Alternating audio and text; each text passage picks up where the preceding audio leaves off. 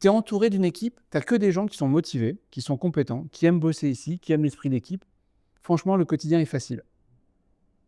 Ben, tu n'es pas manager en fait. Le management, quelque part, manager, c'est réduire l'écart entre ce que la personne aime faire et ce qu'elle doit faire. C'est réduire l'écart entre ce que la personne aime faire et ce qu'elle doit faire. S'il n'y a pas d'écart, je suis passionné par les jus de fruits, je rêvais de travailler ici. Bah, écoute, super mon gars, tiens, voilà les clés, fais-toi plaisir, quoi. C'est facile. La difficulté de manager, c'est quand le gars il te dit je suis là, je veux mon salaire, mais j'ai pas envie de bosser. Écoute, on va avoir un problème. Et c'est là où il y a du management. Comment je fais pour amener la personne à idéalement aimer ce qu'elle fait, ou en tout cas le faire correctement. Et c'est là que tu as un job de manager. Le BTP, j'ai fait un post sur les réseaux, c'était un des posts qui m'a fait le plus de commentaires, où justement je donnais l'exemple, dans le BTP, tu vas avoir, tu as 20 ans, tu as 20, 25 ans, tu es en pleine forme, tu démarres le matin, tu prends 2 sacs de 25 kg, et hop, c'est parti, quoi. Ton café, et hop, 2 sacs de 25 kg. Et résultat, à 45 ans, tu es pété de partout. Et là, on te dit, ouais, mais bon, il faut que tu continues à faire ton métier, c'est-à-dire à prendre tes sacs de 25 kg, à les porter sur l'échelle. Quand tu as 20, 25 ans, ça ne te dérange pas. À 40, 45 ans, ça devient plus compliqué. Cassé par le métier ou pas cassé par le métier, à 40, 45 ans, c'est plus compliqué. Et si c'est pas à 45, ce sera à 55 et ainsi de suite. Par contre, tu as une expérience qui n'est pas la même, de transmission, d'apprentissage, enfin, il y a plein de trucs. Quelle est l'évolution qui est pensée? Alors, on ne peut pas mettre tout le monde dans les bureaux et tout le monde ne souhaite pas être dans les bureaux. Mais tu peux faire travailler différemment les plus jeunes et puis ensuite prévoir des évolutions par des formations, par des jobs. Et souvent, ce qu'on m'a dit, c'est oui, mais les gens n'ont pas envie. Moi, je pense surtout que les gens ne les ont pas préparés à ça. Imaginez dans toutes les sociétés, dans toutes les entreprises, quand tu rentres, on te dit voilà l'évolution, voilà les machines que tu vas faire au début, puis les machines que tu feras à la fin, avec et que ça devient normal dans ta tête d'avoir une évolution. Souvent, dans les bureaux, c'est assez facilement perçu. Je trouve que ça l'est moins sur les chaînes de production. Ou encore une fois, on essaie d'avoir la personne le plus longtemps possible au poste, elle fait bien le boulot, surtout on n'y touche pas. Plutôt que d'avoir une évolution permanente, parce que ça reprend ce que je dis là, avant que je te libère de ta machine, il faut que tu aies formé le suivant. Il faut que tu aies la compétence pour celle de dessus. Probablement que plus tu montes, plus tu dois apprendre des choses sur du réglage de machine, sur de la programmation, sur des choses un peu complexes, sur de l'anticipation. Alors que sur la machine de base, il y a peut-être juste un chargement à faire. Et je vais te faire grandir au fur et à mesure. Il y a toute une réflexion par rapport à ça. Et pour moi, on est dans le management, c'est ça le management. C'est bien tout ce qu'on se raconte. Et je pense que globalement, vous êtes d'accord avec ce que je raconte là. Mais comme tout le monde ne fait pas la même formation, c'est très très compliqué. Hein. Quand je dis ce que je racontais il y a 10 ans, c'est pas ce que je raconte aujourd'hui. Donc les gens que j'ai eu en formation il y a 10 ans, ils n'ont pas entendu ce que je raconte aujourd'hui. Et ça a vraiment beaucoup changé, évolué. Et puis vous avez des gens qui ont envie, parce que ce qu'on est en train de raconter, vous l'avez dit vous-même, en termes de perception personnelle, il y a des gens qui vont sortir d'ici en disant j'ai compris un truc, je vais changer. Et puis vous imaginez bien qu'il y a des gens dans mes formations, ils ressortent en disant moi, pas envie. Je continue à faire comme je fais d'habitude. Et on a 4 personnes sur les 5 qui font bouger les choses, puis un 5e qui ne le fait pas. Il va venir perturber tout le progrès.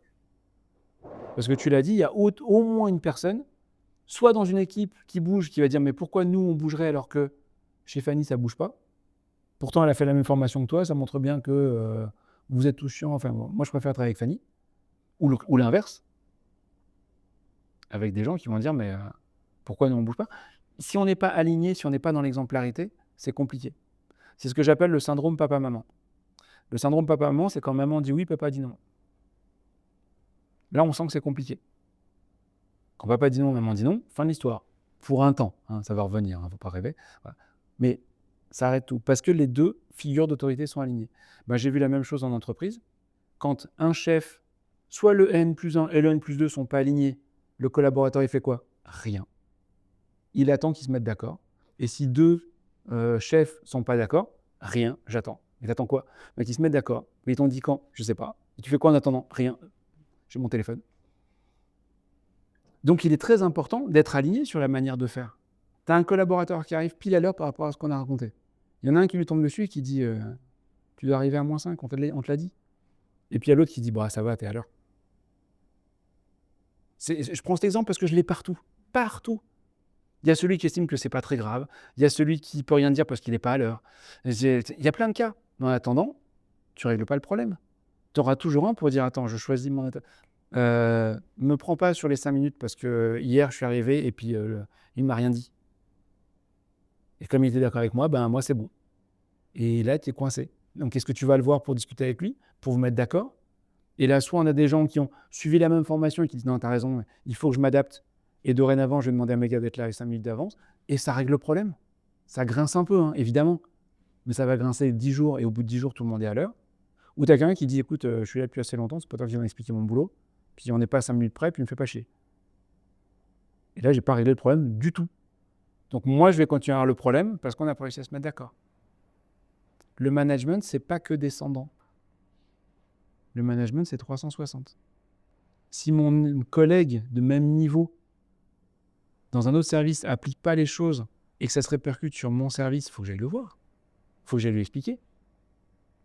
Si mon chef au-dessus de moi n'applique pas les choses que je voudrais expliquer, j'ai expliqué des trucs à mon équipe, et puis après il passe, et puis il fait « Je viens d'engueuler un gars parce qu'il n'avait pas sa Charlotte », et puis il croise mon chef parce qu'ils se connaissent depuis longtemps. « Attends, elle m'a pris la tête, machin. »« Ouais, mais tu connais, c'est une fille, c'est pas...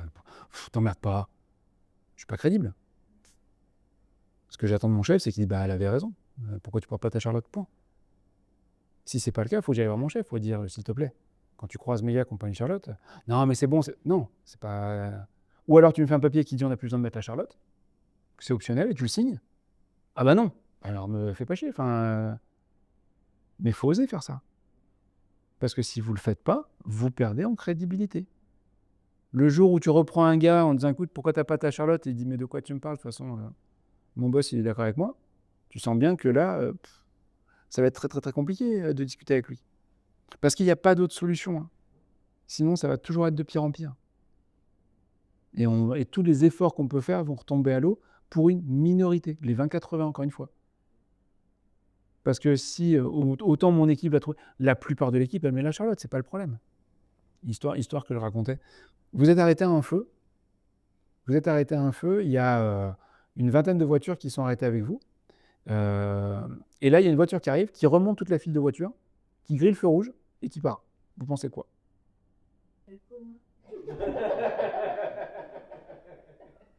Même situation, même contexte, et vous venez de vous rendre compte, alors maintenant qu'il est parti et que tu l'as traité de connard dans ta voiture, ça va mieux, tu t'aperçois qu'au pied du feu, il y avait un flic.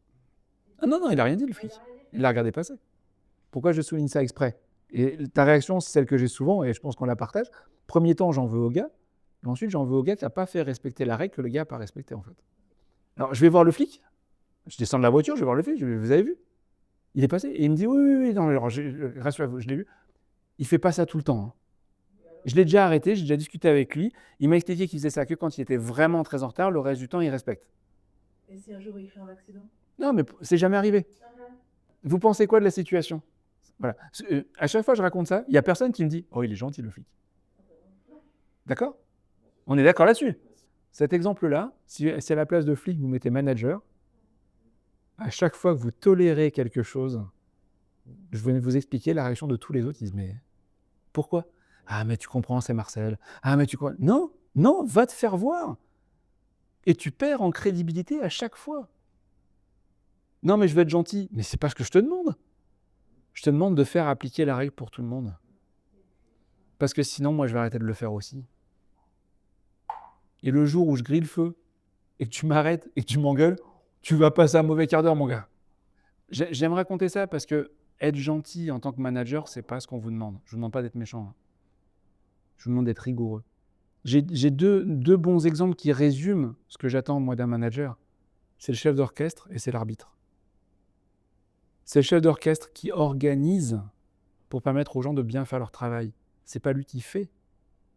Si vous avez un chef d'orchestre qui descend dans la fosse pour jouer un morceau, en disant « Non, mais attends, il n'est pas doué avec son violon, ce passage-là, je le fais à sa place. » Tout le monde va dire « Mais c'est n'importe quoi. » À chaque fois qu'un manager descend pour filer un coup de main et faire à la place des gars, « Oui, mais ils s'en sortent pas, c'est compliqué. » Qu'est-ce que tu as raté avant?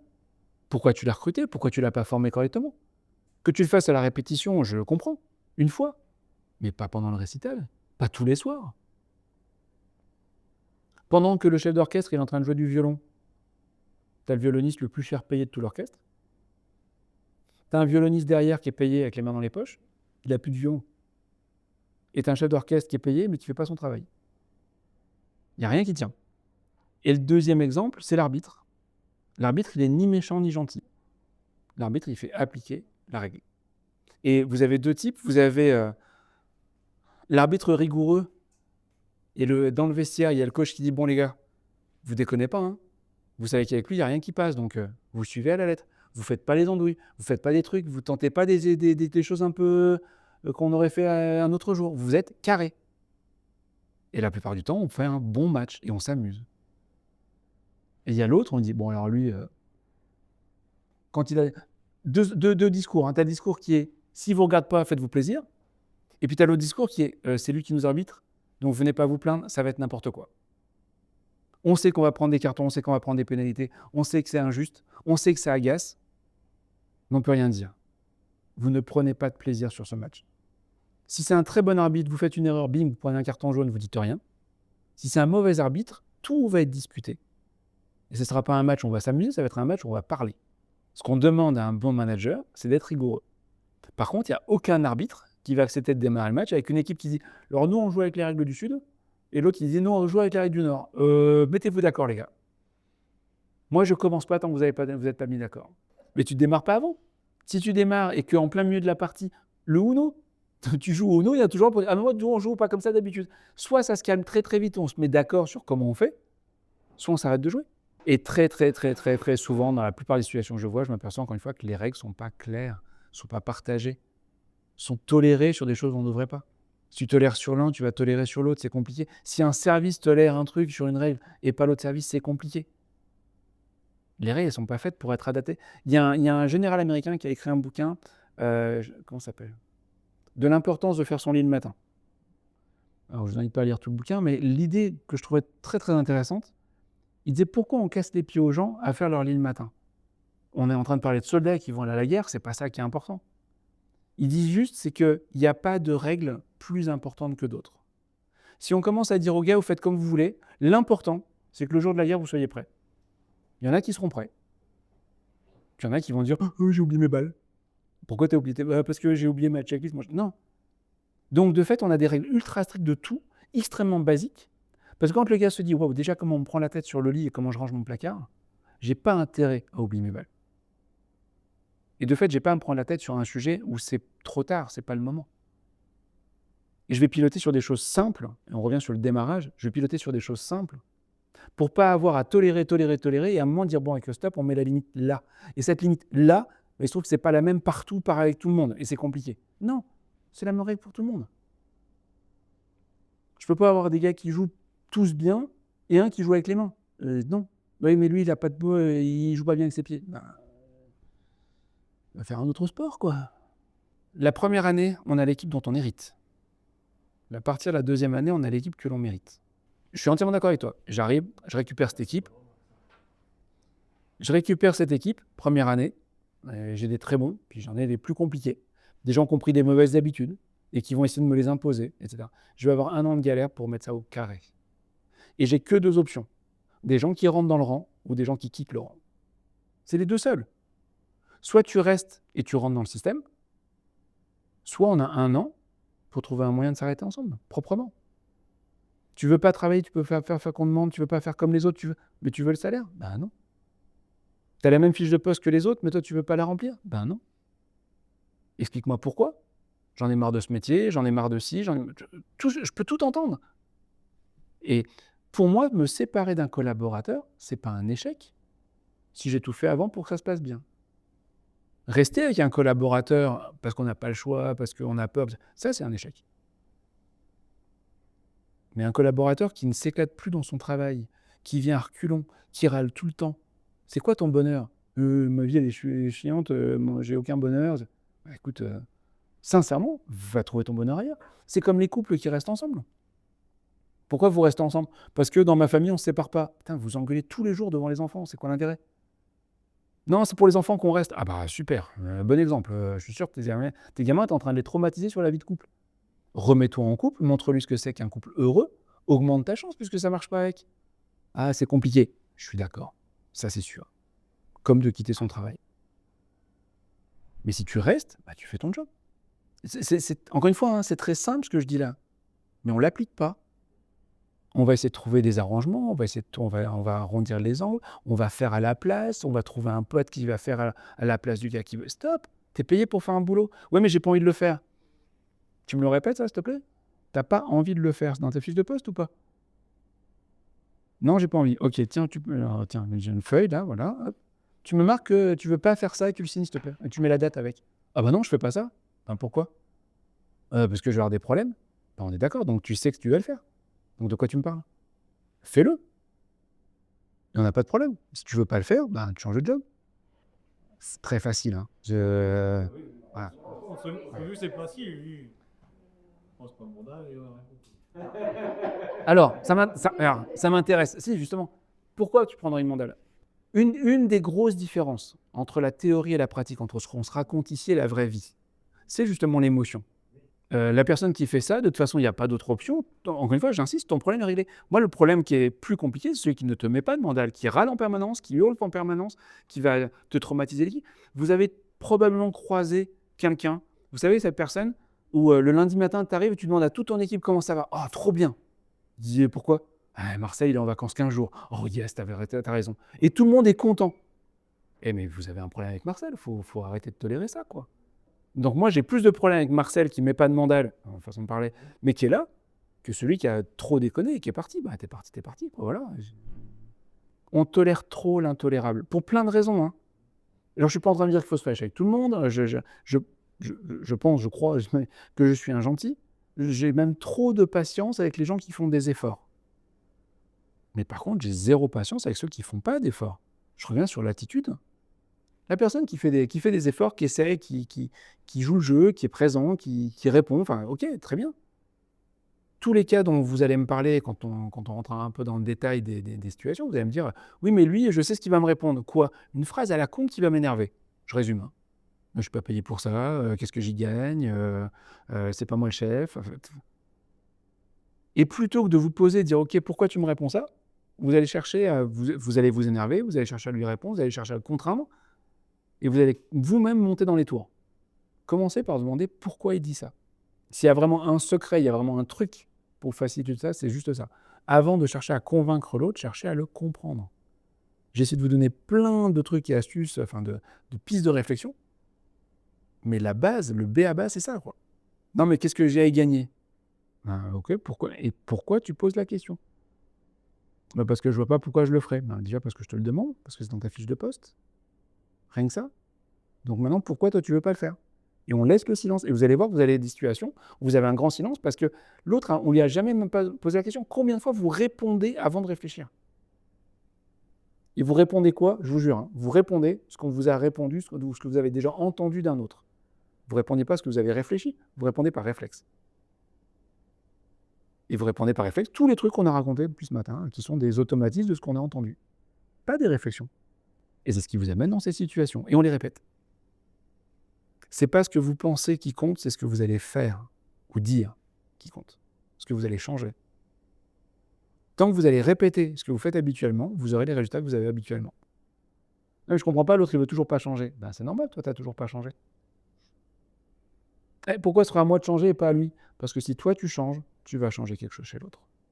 C'est systématique. Parfois ça peut prendre beaucoup de temps et parfois on peut jouer sur ce temps. Si tu répètes 20 fois à un gamin qui doit ranger sa chambre, il y a des chances qu'il finisse par la ranger.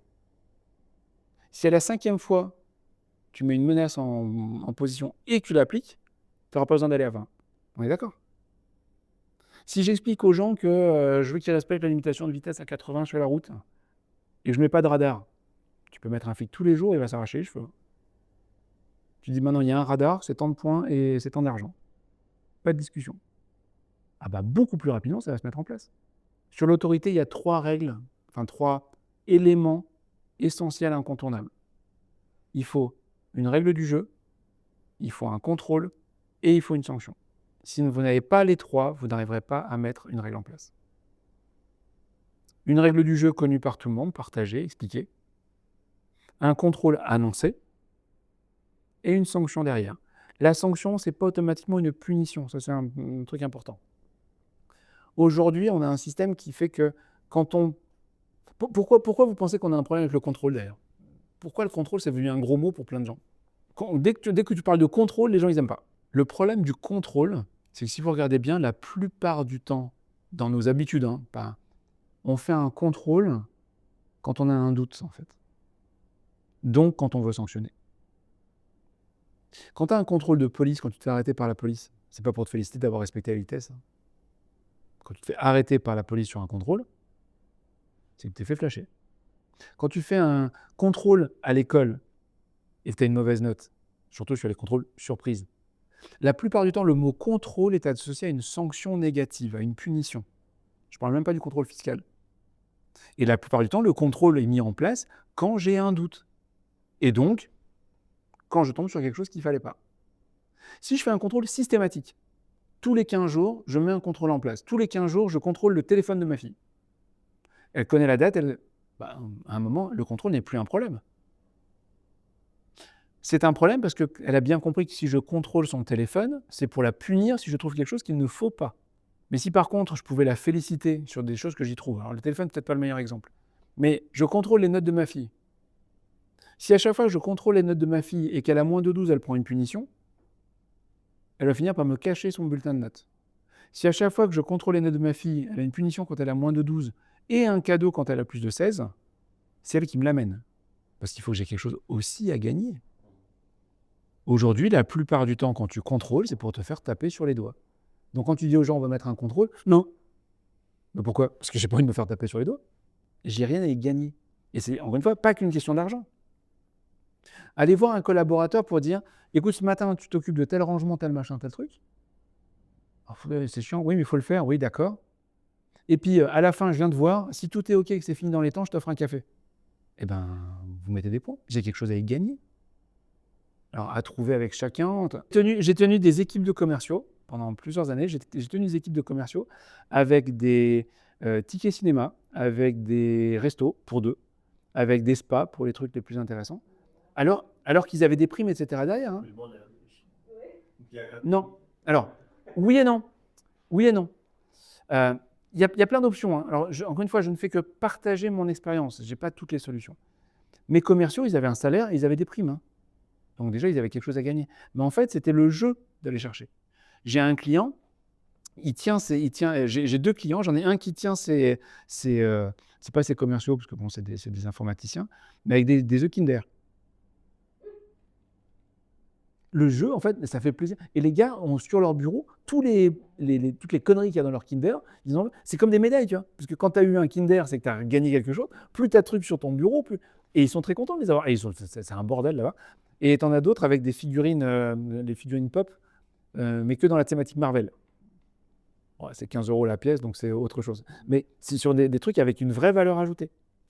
C'est pas pour la valeur. 15 €, tu files 15 € à un gars pour le remercier. Il te dit, mais j'en veux pas de ton aumône, quoi. Tu fais un cadeau à quelqu'un, ça a une autre valeur. Ça, c'est la première chose à retenir. C'est pas la valeur, c'est le geste. Quand tu punis un enfant, c'est pour ça qu'on arrête les gifles et compagnie, ça sert à rien, si ce n'est qu'il se protège. Quand tu punis un enfant devant papy et mamie le dimanche après-midi, tu sais que l'impact, il n'a rien à voir, quoi. Tu le mets au coin devant papy et mamie, le gamin, il pleure toutes les larmes de son corps, tu as l'impression que tu l'as battu à mort. Alors c'est juste parce qu'il a la honte devant papy et mamie. C'est l'impact. C'est ça qui est important. Et quand pareil, il gagne quelque chose par rapport à quelque chose qu'il a fait, moi je sais que ma fille, pendant quelques temps, maintenant il faut que j'arrête, McDo, c'était... on se fait un McDo si tu as mérité un truc. Je pouvais avoir ce que je voulais avec ça. 18 essais McDo, elle avait les 18. Quand tu rentres dans un schéma comme ça et que tu donnes l'exemple, tu peux ensuite demander à l'autre de faire l'exemple. On parle de carottes et de bâtons. Bah écoutez les gars, si le service il est fini tac comme ça dans les temps et que le nettoyage il est fait, la semaine prochaine, je paye le petit-déj. Super, c'est le geste. Ah, c'est cool. Tu reconnais notre travail, tu nous remercies pour le travail et tu nous offres ça. Super. Ça marche dans l'autre sens. Bon, par contre, les gars, s'il y en a un qui est en retard cette semaine, c'est lui qui amène les croissants. Mais il faut l'équilibre des deux. Sinon, tu n'as que la punition. Ou alors, et toi tu joues le jeu, si moi je suis en retard, quelle que soit la raison, bah, j'amène les croissants aussi. Voilà. Mais essaie de trouver, tu vois, les deux. Là, vous n'avez que la punition. Mais on peut mettre plein de choses en place. Et c'est ce que vous mettez, vous, par rapport à vous. Mais on peut mettre plein de choses en place. Je vous dis, j'accompagne une banque, j'ai des directeurs de banque, je leur ai appris, dans la façon de parler. Ils font un gâteau. Alors, je pense à un directeur en particulier. Je dis, c'est quoi ton gâteau? Il me dit, je fais pas de gâteau. Mais t'as pas un seul gâteau? Il dit, si, je fais un 4 quarts avec mes enfants avec des M&M's. Je dis, bah, parfait, c'est ton gâteau. C'est le 4 quarts avec les M&M's. OK. Donc, je lui ai dit, ben, le jour où tu as un anniversaire, fais-le. Vous prenez un café? Ouais, bah, tous les matins. Bah, je dis, tu viens avec en disant, tiens, c'est l'anniversaire d'eux, j'ai fait le gâteau. Et lui, spontanément, il dit, oh putain, ça lui ferait trop plaisir. Je dis, bah, alors fais-le. Voilà, point. C'est ça que tu as compris. Quand tu viens pour un collaborateur en disant, j'ai pensé à toi ce week-end et j'ai fait un gâteau, c'est pas pour le coût du gâteau, t'imagines bien, quoi. C'est pour le geste, pour l'attention. Après, il y a des jeux par rapport à ça. Quand je forme un nouveau intégré à mon équipe, dans un premier temps, je parlais de tutoiement, vouvoiement, je vais le voyer, etc. Et quand on arrive à la fin de l'intégration, on va mettre. Alors, moi, je fais une épreuve, le terme est fort, mais je vais marquer le coup avec l'avant-après. Et le coup avec l'avant-après, c'est dire, bah, écoute, ça va être ton dernier jour vendredi en tant que stagiaire, on est super content de toi, j'ai un super retour de l'équipe, etc. Donc, tu t'occupes de nous préparer un petit déj pour tous.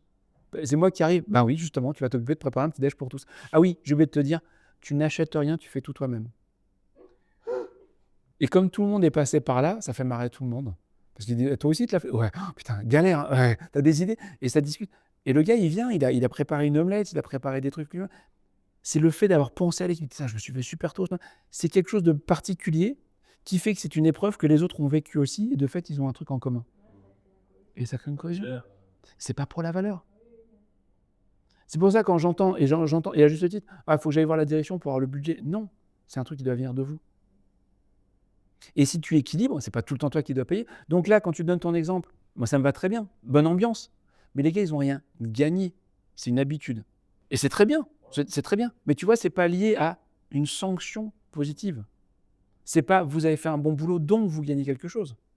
Ou vous avez pas bien fait le boulot donc vous me devez quelque chose. C'est très bien. Mais je le lis pas, je l'associe pas directement. C'est la bonne ambiance, c'est travailler ça, c'est nickel. Mais si vous pouvez trouver des astuces comme ça, je vous dis, les œufs Kinder, ça marche bien. Les tickets de cinéma, j'en ai offert des tonnes et des tonnes. Après, il y a des choses qui ont évolué. Mais il faut trouver le truc qui plaît bien aux équipes. Et il faut trouver le truc qui plaît bien aux équipes, j'insiste. Pour certaines équipes, j'ai un client, pas de rapport direct, mais c'est pour montrer la fréquence. J'ai un client qui me fait venir parce qu'ils ont un problème d'ambiance, marché un peu difficile. Et il me disait, mes gars, ils sont épuisés, ils gagnaient bien leur vie, mais en gros, ils signaient un client pour 10 prospects. Et les prospects, il fallait les suivre pendant plusieurs semaines, voire plusieurs mois. Donc, c'est beaucoup, beaucoup de travail. Quand ils en signaient un, c'était tout bon, mais il fallait beaucoup d'énergie par rapport à ça. Et il me disait, on a beaucoup de turnover parce que les jeunes s'épuisent beaucoup. Et on a fait un truc tout bête, c'est que le vendredi, ils font une après-midi débrief pour raconter la semaine, les chiffres, les machins, etc. Et ils ont l'obligation de raconter l'anecdote de la semaine. Quelle est la plus grosse galère qu'ils ont eue? Que les galères. Le client avec le truc, mais complètement hallucinant, le problème qu'ils ont pu avoir. Et ils avaient acheté un totem type Koh-Lanta, on a trouvé sur Amazon. Et celui qui a la galère la plus galère gagne le totem pour une semaine. Et tous les trimestres, celui qui a eu le totem le plus longtemps se fait payer une bouffe par les autres. Et de fait, ça devenait amusant de raconter sa galère et d'avoir la plus grosse galère pour pouvoir partager avec les autres. Et ça change l'état d'esprit. Ça n'empêchait pas de fêter les réussites. Et généralement, d'ailleurs, le patron leur payait l'apéro parce que quand ils allaient manger ensemble, donc les autres payaient pour celui qui a eu ses galères. Et puis lui, il rajoutait quelque chose pour participer. Et ça devenait un moment festif. Et on a complètement inversé. Et ce n'est pas une question de salaire ou d'argent. En disant, je sais que votre métier est compliqué, je vous paye plus. Non, vous faites votre boulot.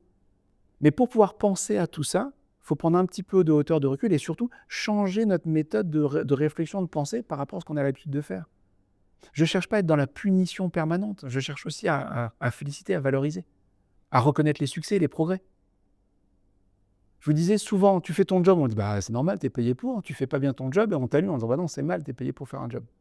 Quand est-ce qu'on dit c'est bien? Tu enlèves le mot normal. Enlève le mot normal. Il reste du bien et du mal. Tu fais bien ton travail, dis-le. Tu fais mal ton travail, dis-le. Rien que ça simplifie énormément votre quotidien.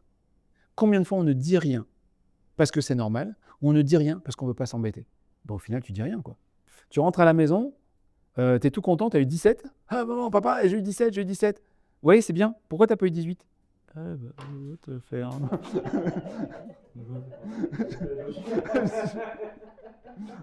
Là, ça, ou alors, c'est combien la moyenne de la classe? Combien a eu le meilleur? 19. Bah pourquoi t'as pas eu 19? On fête les succès, point. Et comme on a une volonté de bien faire, c'est une volonté de bien faire. Putain, t'as eu 17, super, comment on peut faire pour avoir 18? C'est sincère. Parce que moi, je veux que les 20. Mais il faut que je sépare les deux. Raconte-moi comment tu as eu 17. Pourquoi tu as eu 17? Super. Comment on va fêter ça? McDo. Et une fois qu'on a fêté ça, dans un deuxième temps, on dit maintenant que tu m'as dit pourquoi tu as eu 17, dis-moi pourquoi tu n'as pas eu 20. Deuxième temps, je sépare les deux. Ben parce qu'en effet, maintenant que j'y ai réfléchi, maintenant que j'ai analysé pourquoi j'ai eu une bonne note, je me dis que si j'avais fait ça en plus, ben j'aurais la bonne note. Très bien. Comment tu fais? Deuxième temps. Et pour éviter, comme tu dis, le oui mais qui casse. Le oui mais, quand vous mettez un oui mais, ça vaut un non. Et d'ailleurs, si vous regardez bien, quand vous dites oui mais, c'est parce que vous n'osez pas dire non en premier. Le problème du oui mais, il est double. C'est que tout ce que tu mets après mais est négatif. Tout. Le deuxième truc, c'est que quand tu as dit oui, on n'écoute pas la suite. Est-ce que tu pourrais, alors s'il te plaît vraiment, il faut que tu me rendes service, est-ce qu'avant 18h, tu peux faire ça, ça et ça? Ouais, mais je suis pas sûr de m'en sortir. Ok, super, merci. J'ai pas entendu mais, Tu m'as dit oui. Tu veux que j'écoute ton mais? Dis-moi non, mais. Tu dis non, mais là, on va écouter ton mais. Et comme tu voulais dire oui, mais c'est un non, il vaut mieux dire non. Apprenez à dire non. Non, je ne pourrais pas le faire pour 18h, mais je m'engage à le faire demain matin avant 9h. Ok, ça me va. Et ça, c'est la réalité. Parce que dire oui, oui, mais je ne suis pas sûr de pouvoir te le faire avant demain matin 9h, moi, je m'attends que tu l'aies fait avant ce soir 18h, comme tu m'as dit oui. Je n'ai pas écouté ton argument. Donc, apprenez à dire non, mais pour remplacer le oui, mais. Et c'est un réflexe. Oui, oui, mais. Non, si tu as un mais, dis non. Et vous allez voir que votre relation avec l'interlocuteur change, que l'interlocuteur, son écoute va changer systématiquement. Et de fait, vous allez améliorer la relation. Parce que je vous l'ai dit tout à l'heure, c'est pas ce que vous pensez qui compte, c'est ce que vous faites. Et c'est pas ce que vous attendez de l'autre, c'est ce que vous faites vous qui va changer l'autre. Non, mais j'aimerais bien qu'il m'écoute plus quand je lui parle. Ben, commencez par dire non. Avant de dire oui, vous verrez qu'on vous écoute beaucoup plus. Et pour ça, il faut vous changer. Ah, j'ai dit non, mais il m'a sauté à la gorge, je me suis fait engueuler. Ben oui, parce que pour une fois, tu as dit non, donc tu as changé quelque chose. Tu as expliqué pourquoi? Ah non, j'ai pas osé. C'est toi. C'est ce que tu feras qui va changer la relation avec l'autre. La cigarette, c'est un sujet compliqué. C'est un sujet compliqué. Alors, comme toi, moi, j'ai la chance d'avoir jamais essayé. Je crois que c'est le plus facile. Arrêter la cigarette, visiblement, c'est très compliqué pour tout le monde. C'est facile d'en parler, mais moi, j'ai jamais fait. Ça fait des années que je demande régulièrement aux gens, donne-moi une bonne raison pour laquelle il faut fumer. Personne. Mais personne ne me dit, ah si, il y a un intérêt. Personne. Donc, c'est quand même c'est incroyable que ça continue à tourner. C'est vraiment un piège. Pendant des années, j'ai cru qu'il y avait la dépendance à la nicotine qui pouvait jouer. Pendant la guerre du Vietnam, la drogue avec la dépendance la plus forte, c'est l'opium. C'est les opiacés. Tu prends une fois, tu es addict. Tout court. Et donc voilà. Et au Vietnam, ils estiment qu'il y avait un tiers, je n'ai plus le chiffre exact, mais un tiers des soldats qui étaient là-bas, qui étaient sous l'opium de manière marquée, quoi. Et ils se sont dit, comment on va gérer ça? Comment on va gérer ça au retour? Ça fait quand même des milliers de personnes. Mais donc l'inquiétude du gouvernement, c'était de dire, mince, comment on va gérer ça? Comment on va gérer le retour de soldats qui sont sous une drogue quand même très forte, très difficile, quand ils vont revenir. Et en fait, la grosse surprise, c'est de se rendre compte qu'il y en a beaucoup qui ont décroché d'eux-mêmes. Le fait de revenir, alors bien sûr qu'ils prenaient de la drogue pour supporter le quotidien de la guerre et tout ce que ça représente, mais le fait d'être revenus dans leur vie, dans leur cycle, dans leurs habitudes, ils ont décroché. Donc ça a juste permis quand même de démontrer que si tu peux décrocher de l'opium juste en reprenant tes habitudes et une vie normale et une communication, etc., franchement, la nicotine, faut pas déconner, quoi. Parce que pareil, quand tu vois des gens qui arrêtent, qui se mettent des patchs partout, tout le long du corps, c'est qu'en fait, tu veux pas décrocher, tu t'accroches à quelque chose, au contraire. Et je pense que la plupart des addictions, et je m'arrête là-dessus, mais toutes les expériences d'addiction les plus connues ont été faites sur des rats qu'on a mis dans des cages et à qui on a donné de l'eau additionnée d'une drogue. Et on a regardé les différentes drogues et on regardait ce qui se passait. Ça a toujours fini mal. C'est-à-dire que le rat, moi, il en a trop pris et il a fait une overdose. Donc on a dit, c'est pas bien. Et il y a une expérience, c'est Rat Park. C'est plusieurs scientifiques qui ont dit oui, mais le rat est un animal social, comme l'être humain. Et on le met dans une cage et on l'isole des autres. Tu m'étonnes qu'il pète un plomb et tu m'étonnes que si tu lui donnes l'accès à de la drogue, à de l'alcool, à ce que tu veux, ben, il se met la tête à l'envers et puis ben, ça finit mal. Donc on va tester un truc, c'est ils ont fait un énorme parc où ils ont mis plusieurs rats, des mâles, des femelles, ils ont mis des boules de fromage, ils ont mis des trucs de hamster pour courir, ils ont mis des fontaines avec de l'eau additionnée de drogue et des fontaines d'eau normales, des jouets, des balles, ils ont observé le comportement. Et en fait, ils ont vu que plusieurs rats allaient de temps en temps de manière récréative aux fontaines additionnées de drogue, mais aucun n'est mort d'addiction. Aucun n'a fait une overdose. Donc c'est vraiment l'isolation qui posait problème. Et une des conclusions, c'est que les addictions en général sont un problème de communication. Et quand tu connais des gens qui ont une addiction, si tu les connais bien, que c'est tes amis, tu sais que quelque part, ils gardent quelque chose pour eux, en eux, où ils ne partagent pas, et ils se réfugient là-dedans. Donc il faut réussir à débloquer la communication. Et à partir de là, toutes les addictions peuvent être levées. Voilà. C'est pour ça, motivation, volonté, c'est deux choses différentes. Les motivations que vous avez évoquées, c'est pour la santé, c'est pour machin. Pour avoir discuté avec des médecins addictologues ou cancérologues ou autres, une des phrases quand même que je trouve les plus idiotes, et vous l'avez certainement entendu aussi, c'est la personne qui va chez le médecin lui dit, écoutez, vous devez absolument arrêter de fumer, vu votre état, si vous continuez à fumer, dans 2 ans, vous avez un cancer, machin. Toi, moi, nous, normalement, on sent, on arrête de fumer, voilà. Et là, tu as 2 phrases que j'ai entendues que je trouve extraordinaires. C'est une qui dit, je vais quand même demander un deuxième avis médical. Donc en clair, je veux trouver un médecin qui me dit que je peux continuer à fumer. C'est ça que je suis en train de dire, tu vois. Et la deuxième, qui est encore plus débile, qui dit, faut bien mourir de quelque chose, hein. Valable pour d'autres maladies, etc. Pourquoi ? Parce que ça montre que si j'ai pas choisi, tu peux t'accrocher à ce que tu veux, tu me l'imposeras pas. On revient sur des choses qu'on a dit avant. Si tu me l'imposes, je vais m'y opposer d'abord. Donc il faut comprendre pourquoi la cigarette représente quelque chose pour toi à ce point-là. Tant que tu n'as pas compris. Et le problème, c'est que tu appelles la personne en face de toi qui dit, mais je ne sais pas non plus, en fait. Moi, j'ai toujours fumé. Petite phrase qui va avec, chez moi, on a toujours fumé. C'est-à-dire, tes parents aussi ? Ah oui, toujours. Hein ? Il y a peut-être un truc. Parce qu'encore une fois, l'exemple va participer. Il n'a pas le même rapport que si les parents disent, non, mais surtout, tu ne fumes pas. Et puis, tu as aussi celui qui, parce que les parents ne fument pas, il est en conflit avec eux, il va fumer par opposition. Il n'y a pas de hasard dans les relations humaines. Je souris parce que les 2 exemples que je viens de vous donner, les 2, vous avez fait oui, c'est évident. Quand on prend le temps de chercher et de creuser, on comprend. Mais tu comprends bien que dans ces 2 cas-là, si tu vas voir le gars pour dire, écoute, arrête de fumer, c'est pas parce que tu vas lui répéter 40 fois que ça va changer quelque chose. Si tu creuses pas sur d'autres sujets et qu'il n'est pas capable de t'expliquer que, en fait, je me suis mis à fumer parce que j'étais en rébellion avec mes parents, machin, et qu'il sort pas ça, tu as très peu de chances qu'il arrête de fumer. Ça viendra de lui, pas de toi.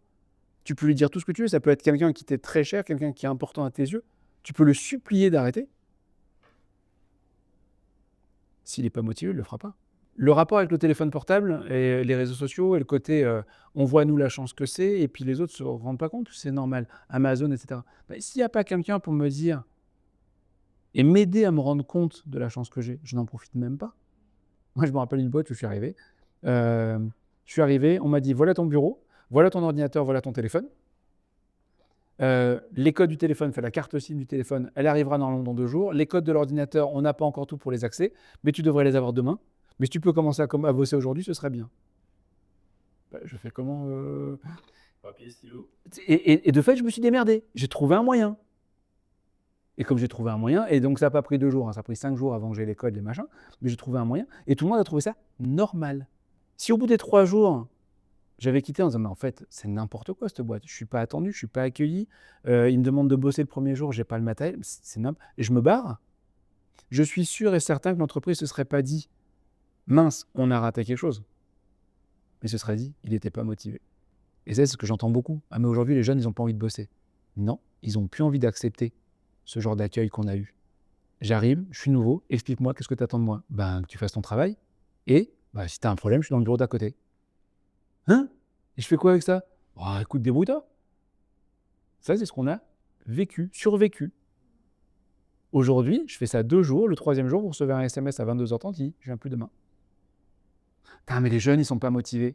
Ben, c'est peut-être pas ça le sujet en fait. Je vous donne un truc. Aujourd'hui, c'est quelque chose, j'en ferai une vidéo à un moment, mais aujourd'hui, c'est quelque chose que je préconise. Je vous laisse les durées, mais en général, je dis globalement, au moins la première semaine, imaginez que votre nouveau, il a 13 ans. Je vous confie ma fille, je vous dis, écoutez, voilà, ma fille, elle n'a jamais travaillé. J'ai envie qu'elle voit un petit peu ce que c'est que le travail dans un site de production, en agroalimentaire, avec des machines, etc. Je veux qu'elle se rende compte. J'aimerais bien que vous l'ayez pour 15 jours, et 15 jours, vous lui montrez que... Mais elle bosse, hein. C'est pas juste de l'observation, et non, elle bosse. Comme elle a 13 ans, qu'elle est tout sourire et tout gentil, je suis sûr que vous allez dire, oula, il faut que je fasse un programme. Je vais lui dire quoi faire, quand faire, comment faire. Ce que je veux, c'est que le soir, elle arrive et qu'elle ait tout réussi. Et qu'elle soit contente. Et le soir, si le soir de la première journée, elle a bien fait, je vais même lui donner une sucette pour lui dire bravo, c'est bien ce que tu as fait, pour qu'elle ait envie de revenir le lendemain. Vous êtes d'accord ou pas? Parce que c'est ma fille, parce que vous avez... Mais vous allez tout faire pour qu'elle réussisse, parce que votre volonté, ce sera de se dire, je veux qu'au bout des 15 jours, ça soit une bonne expérience pour elle, qu'elle ait appris plein de choses, et je veux qu'elle rentre le soir en disant, putain, c'était super, Vincent, il m'a appris plein de choses, j'ai hâte d'y retourner demain. On va tout faire pour réussir. On va tout faire pour réussir. On ne fait rien de tout ça avec le nouveau qui arrive. Et après, on s'étonne, parce que nous, on est habitués à autre chose, que putain, mais pourquoi il ne s'est pas donné à fond? Il faudrait faire comme avec un gamin de 13 ans pour augmenter toutes les chances qu'il réussisse. Et quand au bout de 1-2 semaines, ça commence à être pas mal, là, tu as le droit de considérer qu'il en a 15 ou 16. Et quand au bout de 2-3 semaines, ça se passe bien, là, tu peux considérer qu'il est adulte. Mais en fait, en faisant ça, tu lui donnes les bonnes habitudes et tu le mets dans les bonnes habitudes. Une fois de plus, quand on ne fait pas ça, on le laisse démarrer comme il peut, comme il veut. Et vraiment, je dis les deux. Il y a comme il peut et comme il veut. Et une fois qu'on dit « Ah, mais c'est pas ça qu'on attend », c'est là qu'on monte les manches et qu'on s'y met. On a déjà perdu 3 semaines. Et il a pris 4 semaines de mauvaises habitudes. Probablement entraînant avec ceux qu'on ne voulait pas. Et on a 10 fois plus d'énergie pour rattraper ça. Les intérimaires, je ne vais pas dire que c'est une race à part, mais les intérimaires, c'est quand même un métier particulier. Pourquoi je dis que les intérimaires, c'est une race à part? Qui est-ce qui choisit d'être intérimaire? Si c'est un choix, c'est quelqu'un qui veut de la liberté. Donc, ce n'est pas quelqu'un qui veut une carrière. C'est quelqu'un qui veut faire un boulot jusqu'à ce qu'il en ait marre. Donc, il n'a pas de problème, lui, vraiment, à vous dire, bah, écoute, demain, j'arrête. Si ça lui plaît, il reste. Si ça lui plaît pas, il s'en va. Et on va voir que c'est vachement intéressant. Celui donc, pour qui ce n'est pas le choix. Quelqu'un qui a eu un rhumatisme carré. Donc, quelqu'un qui ne vit pas bien la chose. Dans les deux cas, alors, tout à l'heure, je vous disais, je voulais vous parler du management à l'américaine et pourquoi. Et je vais faire le lien avec ça, en fait, avec l'intérim. Vous allez comprendre. Moi, je m'intéresse beaucoup à ce qui se passe aux États-Unis, surtout en termes de management, parce que le management vient des États-Unis. Le mot management vient des États-Unis. Et depuis, ça fait maintenant 40-45 ans. Quand on a commencé à parler du management, pour beaucoup de gens, c'était un bon moyen de motiver les collaborateurs, d'avoir plus de résultats, des gens qui sont en place, sans les payer plus pour autant, etc. etc. Et on a vu ce côté un peu, il faut qu'on manage des gens, il faut qu'on les motive, il faut qu'ils aient envie de bosser. Voilà.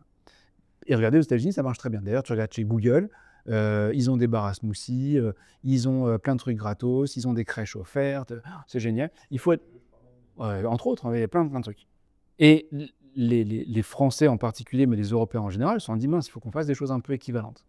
Sauf que le cadre juridique légal de la relation employeur-employé en France, en Europe et aux États-Unis n'est pas le même. Aux États-Unis, vous avez déjà vu des séries où le patron dit « tu prends tes affaires et tu te casses ». Il est 3h30, à 4h, tu n'es plus là. Mais comment je fais? Pas mon problème. Ton loyer, pas mon souci. Comme je peux me séparer d'un collaborateur dès qu'il... limite sans raison, dès que je le souhaite, le collaborateur a toutes les raisons de faire le nécessaire pour être utile et nécessaire. D'ailleurs, il est conscient qu'il est une ressource. Alors, c'est plus tout à fait vrai aujourd'hui, ils ont aussi les Gen Z, etc. Mais ça, c'est autre chose. Mais globalement, je sais que si je fais mon job et que je rapporte de l'argent, tu me gardes et tu me payes. Si je ne le fais pas, tu vas me dégager. Donc, je m'implique peut-être un petit peu différemment en termes de sens de responsabilité. Mais la réciproque est vraie. Je vous ai employé, vous me dites « Non mais Damien, on n'aime pas la manière dont tu nous considères, dont tu nous parles, etc. » Je dis bon, « Si vous n'êtes pas content, c'est pareil. » Il me dit « Bah écoute, il est 3h30, dans 15 minutes, on n'est plus là. » Ben non, mais vous ne pouvez pas me faire ça. On a des clients, on a des trucs, c'est la même. Pas mon problème. Il fallait que tu tiennes compte de nous autrement. Et donc, attirer les meilleurs et garder les meilleurs demande une attention particulière où il suffit pas de dire, mais tu as un contrat et tu peux pas me planter comme ça. Et quand je discutais avec des Américains, on parlait management, etc. Et c'est eux qui m'ont dit, non, mais votre relation, elle est pas saine. Je dis, putain, tu me dis, elle est pas saine, alors que toi, tu peux virer quelqu'un du jour au lendemain.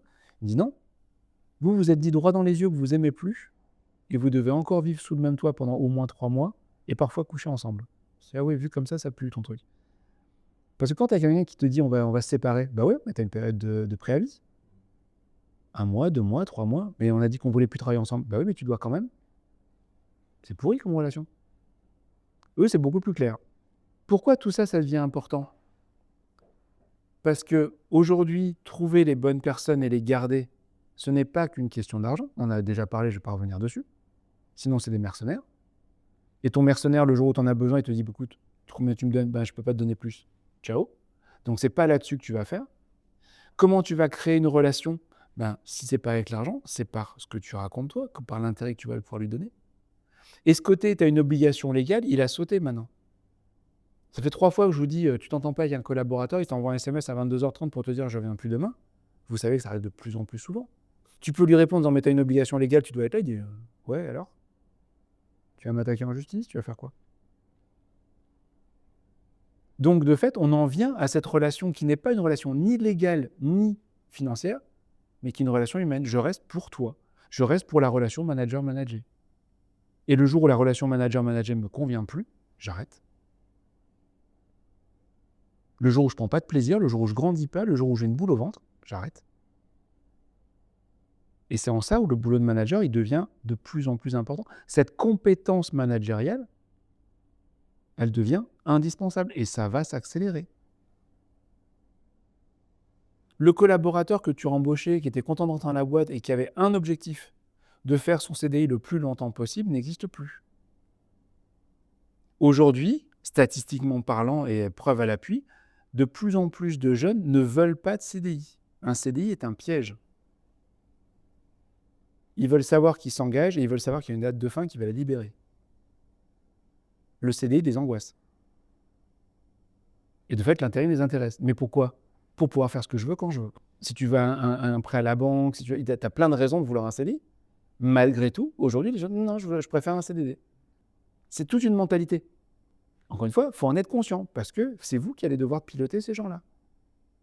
Et pour les piloter, ce n'est pas que vous avez raison et qu'ils ont tort, ils ont aussi de bonnes raisons.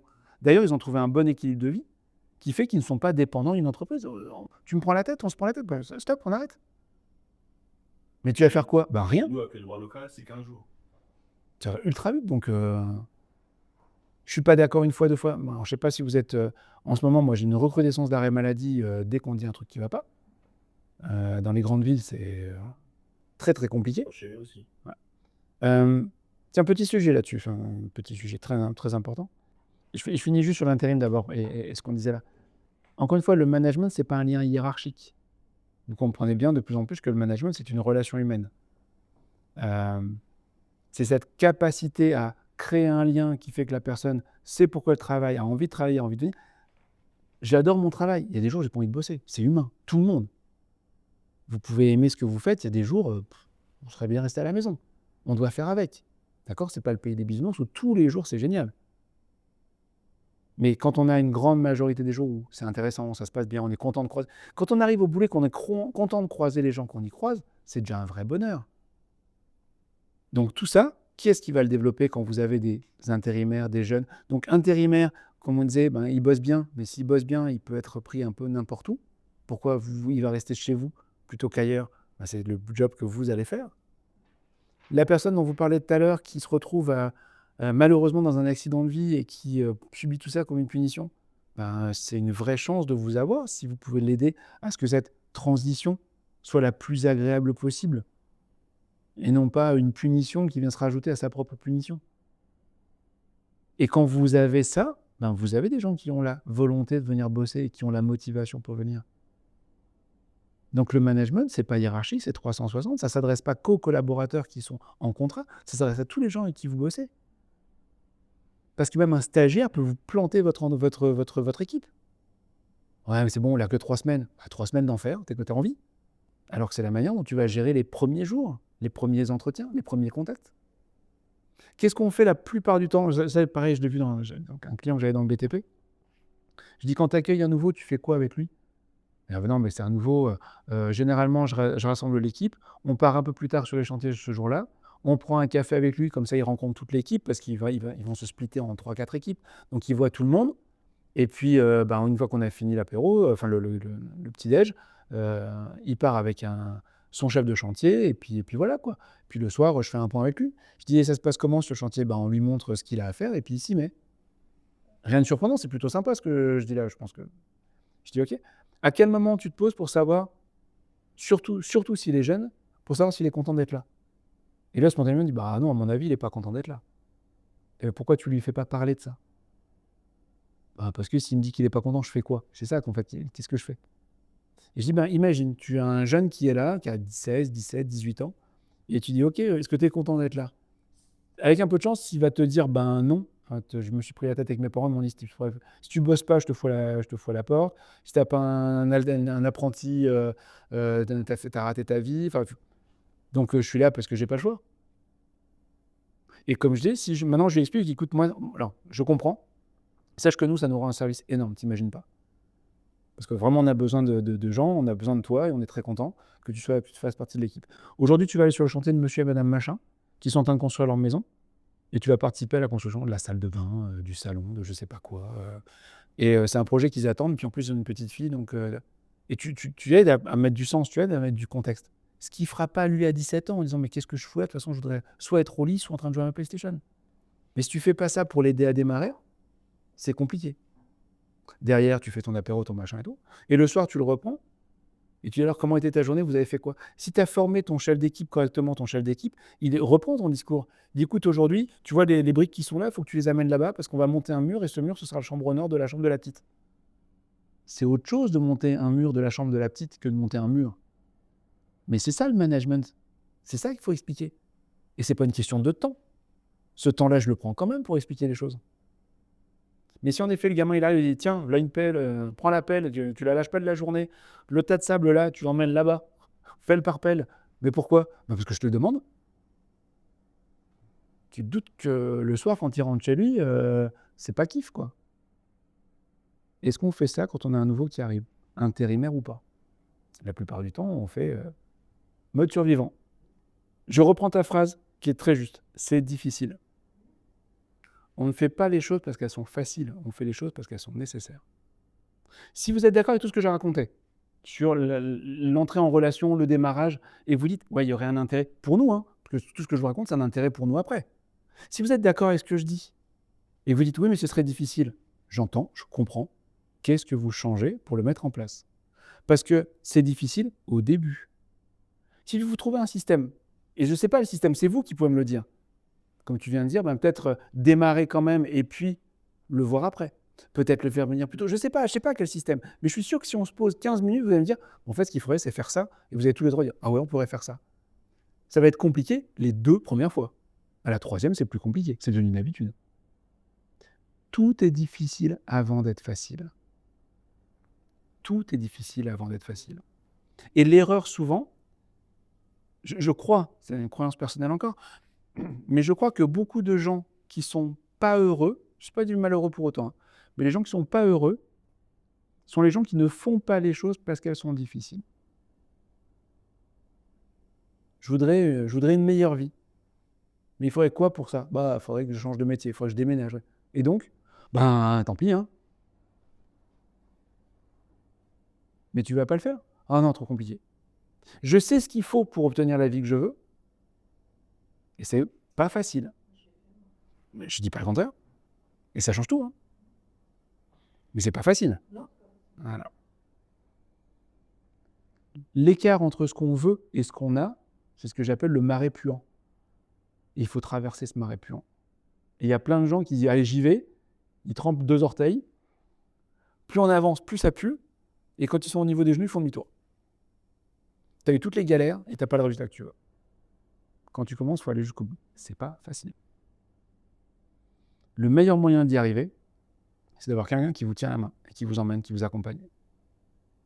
Encore une fois, le rôle du manager. j'ai pas envie de dire mon jeune, parce on a bien dit, on a peut-être des anciens qui aujourd'hui sont traumatisés, et tu voudrais bien qu'ils reprennent confiance en eux, qu'ils reprennent des initiatives, tu voudrais bien pouvoir t'appuyer sur eux, ils pourraient former des jeunes, etc. Ils n'ont pas envie. Ouais, parce qu'ils ont peur de plein de choses. Si tu les prends pas par la main pour les aider à traverser ça et changer leur attitude, leur fonctionnement, bah, ça se fera pas. C'est pas ce que tu vas leur demander, c'est comment tu vas les accompagner. Si tu veux que ton jeune qui vient d'arriver, il s'implique différemment ou qu'il reste un peu plus tard quand il y a besoin, il faut qu'il comprenne l'intérêt, donc il faut lui expliquer, il faut lui montrer. Mais ça va le faire sortir de sa zone de confort. Qu'est-ce qui est le plus facile? Faire ce que je fais habituellement, comme je le fais habituellement, point. On est un animal d'habitude. Ça, je reviendrai dessus. Mais nous sommes un animal d'habitude. C'est un proverbe allemand qui dit ça. L'homme est un animal d'habitude. On aime nos habitudes. Quand vous allez faire vos courses, est-ce que vous avez remarqué que sur le parking, vous garez à peu près toujours dans le même coin du parking? Quand je faisais beaucoup de formations, et je faisais des formations dans des hôtels, et on avait des grandes tables avec des grandes... J'avais 15, 16, 16 managers, et c'était souvent sur 2 jours ou 3 jours. Ce que j'aimais bien, c'est que le premier jour, tout le monde s'installe. Je fais ma formation. Et le lendemain... Et c'est ça, c'est normal et naturel. Tu vois. Mais moi, ce que j'aimais bien faire, c'est quand le premier arrivait, et qu'il se mettait à sa place, je dis non, mets-toi ailleurs. Pourquoi? Mets-toi ailleurs et tu observes les autres, s'il te plaît. Et, parce que c'est lui que j'ai interrogé après. Et donc, comme il était le premier, il s'installait, il regardait les autres qui arrivaient, il disait, donc je me mets ailleurs, et tu as le dernier qui arrive. Alors, je me mets ailleurs, mais généralement quand même pas loin de la place qu'il y a, et il y a le dernier qui arrive qui n'a pas la place qu'il avait. Et là, il bug. Je dis, qu'est-ce qu'il y a? Pourquoi Thomas? J'ai pas ma place. Ta place, c'est-à-dire, Thomas, c'est la deuxième fois de ta vie que tu viens dans cet hôtel, puisque tu étais la première fois hier. En quoi c'est ta place? Et c'était juste pour faire réaliser aux gens que quand on fait quelque chose une première fois, c'est le début d'une nouvelle habitude. Une fois. Et que quand on vient perturber cette habitude, on n'aime pas. On est un animal d'habitude. Ce que je faisais un moment, je disais, OK, qui prend sa douche avant son petit-déj? Donc les autres, c'est le contraire. S'il vous plaît, demain, pour une expérience, vous inversez, s'il vous plaît. Juste vous inversez. Tous. Putain, le bordel ce matin. Je dis, mais bordel de quoi? Vous avez fait la même chose que d'habitude, mais dans un autre sens. Ah non, mais concentration, machin, plus la désorganisation des autres. Parce que pour peu que tu aies des enfants, machin. Donc nos habitudes nous permettent de gagner du temps, d'être facile sur plein de trucs. Dès que tu changes l'habitude, la première chose que ça fait, ça te dérange. On adore partir en vacances. Normalement, on adore retrouver son chez-soi. Parce qu'on retrouve ses habitudes, son truc. Je viens chez vous, je fais le tour de la cuisine, et je pense que probablement votre cuisine, elle est rangée d'une manière totalement pas logique. Elle est... C'est même pas logique. Pour moi, c'est logique. C'est par habitude. Il y a dans 80% des cas, quand on s'installe dans une maison, on remplit les placards, on vit dans les cartons. C'est extrêmement rare qu'un mois après, on dise bon, maintenant on va tout sortir de la cuisine, on va réfléchir et mettre les trucs d'une manière intelligente. Je suis pas d'accord. J'ai déménagé là et j'ai étudié le truc pour que ça soit optimal. Donc tu l'as fait avant, très bien. Non, mais tu l'as fait. Si tu ne le fais pas, tu ranges les choses au fur et à mesure de la place que tu as, et après c'est rangé. Voilà. Et après c'est une question d'habitude. C'est tout. Et moi je viens avec toi parce que tu es une psychopathe, et on étudie la cuisine, et on trouve un meilleur moyen, et dans vos cuisines, on change tout pour que ça soit plus intelligent et plus rationnel. Et alors, tu vas retrouver l'habitude autrement, etc. C'est 21 jours, le truc, 21 jours, ça devient de nouveau normal. Alors, c'est pas complètement vrai. Petite anecdote là-dessus pour la culture, il y a de ça. En fait, les 21 jours, c'est lié à un chirurgien plastique qui s'est rendu compte que quand il retravaillait le nez des gens, il fallait 21 jours pour qu'ils s'habituent à leur nouveau visage, à leur nouveau nez. Voilà. Et donc, c'est parti de là. Et des scientifiques ont fait un test en faisant plusieurs choses très différentes. Je crois qu'il y avait manger une pomme après un repas, il y avait faire des pompes, il y avait plein de choses comme ça, en disant, vous allez noter à partir de quand ça devient naturel. C'est plus un effort, mais une habitude. Pour voir combien de temps il fallait. Et ils se sont rendus compte que c'était très variable. Il y a des trucs que tu prenais l'habitude en 2-3 jours, et d'autres, les pompes par exemple, on ne sait pas jusqu'à quand c'est, parce qu'ils ont arrêté l'expérience au bout de 180 jours. Et au bout de 180 jours, les gens se disent, c'est pas une habitude du tout. Il fallait encore se forcer à le faire. Ouais. Donc, le temps pour prendre une habitude dépend de l'habitude, dépend de la volonté, dépend de plein d'éléments. C'est là, c'est l'apéro. Il y a peut-être des trucs plus rapides. Il y a peut-être des trucs plus rapides. Voilà. Mais encore une fois, on est un animal d'habitude. Pourquoi je vous répète ça? Pourquoi je vous explique ça? Parce qu'encore une fois, à chaque fois que vous allez proposer un changement, vous allez d'abord avoir une réaction de la part des autres contre ce changement. Quand on fait quelque chose une première fois, vous faites une recette de cuisine la première fois. Vous lisez le guide, toutes les 3 lignes, puis vous revenez dessus, puis vous vérifiez, c'était une cuillère, c'était 2 cuillères. La deuxième fois, et ça va vous prendre 1 heure. Vous refaites cette même recette. Ça va aller beaucoup plus vite. Et puis à la 7e, 8e fois, tu n'as même plus sorti le... Mais automatiquement, plus on fait quelque chose régulièrement et souvent, plus c'est facile. Tout. Quand vous allez commencer à apprendre à conduire, premier temps très compliqué, beaucoup de concentration. Plus de 15-20 minutes, full lessivé. Aujourd'hui, vous faites 2 heures, 3 heures de route. J'insiste bien, tout ce que vous pensez... Alors, je finis avec mon exemple de la cuisine. Si vous avez demandé à ce qu'on modifie la cuisine, vous allez mettre un certain temps à trouver des nouvelles habitudes. Et vous allez le faire. Puis au bout d'un moment, on s'habitue, on retrouve tout. Puis voilà, c'est pas grave. Si vous n'avez pas demandé et que je vous impose le changement, mais vous allez pester tous les jours. Encore une fois, plus on va imposer, plus on va être en résistance. Et même si j'explique le pourquoi du comment, la logique de tout ça, il y a un temps d'adaptation qui fait que je vais râler. Vous habitez une maison qui est sympa et vous avez la maison de vos rêves qui vous attend. Vous avez signé, vous allez déménager. C'est top, c'est la maison de vos rêves. Il y a le déménagement entre les deux. Ça va être galère. Tu changes de voiture, tu as une nouvelle voiture. Elle est bien la nouvelle voiture. Il y a un moment où tu as besoin de tes repères et de tes habitudes. Il y aura toujours une période d'inconfort entre 2 périodes de confort. Toujours. Et c'est quand on veut éviter ces périodes d'inconfort, ces périodes difficiles, qu'on se met en galère pour plus longtemps. Combien de fois on dit « je verrai ça plus tard » pour ne pas traiter le problème maintenant, donc le problème ne se traite pas, et il s'amplifie. Et on finit par le traiter quand? Pas quand on veut, mais quand on n'a plus le choix. Et c'est rarement le meilleur moment, les meilleures conditions. J'ai beaucoup de travail, donc je fais ce qu'on appelle de la procrastination active. Procrastination active. En fait, j'ai tellement de choses à faire que je choisis ce que je fais pour avoir une très bonne excuse pour ne pas faire ce qu'il faut. Je vous le dis parce que vous l'avez avec d'autres collaborateurs, ça, qui sont très occupés, qui courent dans tous les sens, qui sont actifs, mais qui font plein de choses qu'ils aiment pour ne pas faire ce qu'ils n'aiment pas faire. Et à un moment, il faut les coincer pour dire stop, c'est pas ça que je t'ai demandé. Je reviens sur l'arrêt de travail, parce que c'est un vrai sujet. L'arrêt de travail, c'est vraiment, je ne vais pas dire que c'est devenu une mode, mais j'aime pas le terme de mode en fait, c'est pour ça que Oui, une facilité, je suis d'accord avec toi. Le Covid a tout accéléré. Le Covid n'a rien inventé. Le Covid a tout accéléré. Ça devient beaucoup plus facile. Une des raisons pour lesquelles les gens vont facilement sur l'arrêt de travail, c'est parce qu'ils ne sont pas conscients des conséquences, à cause des managers. Quelqu'un revient d'un arrêt de travail. Déjà, on vous a tous dit que comme il est en arrêt de travail, on ne peut rien dire. On ne peut pas lui envoyer un SMS, on ne peut pas lui faire de remarques. Donc on ne dit rien. Comment on ne dit rien? Voire même, comme on est gentil, en lui disant « écoute, ça va mieux, tu t'es reposé, ah oui, ça m'a fait du bien, merci ». Moi, je me dis que ça n'a pas d'incidence. C'est pas la même chose que si je revenais et qu'à chaque fois je revenais, tu nous as manqué. C'était galère sans toi. C'était chaud.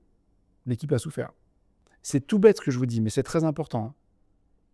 On protège trop les gens qui ne se rendent pas compte. Si j'ai une équipe de 5 personnes et du boulot pour 5, quand il m'en manque un, c'est 20% de l'effectif en moins. Normalement, on doit être en pénalité. On doit être en galère.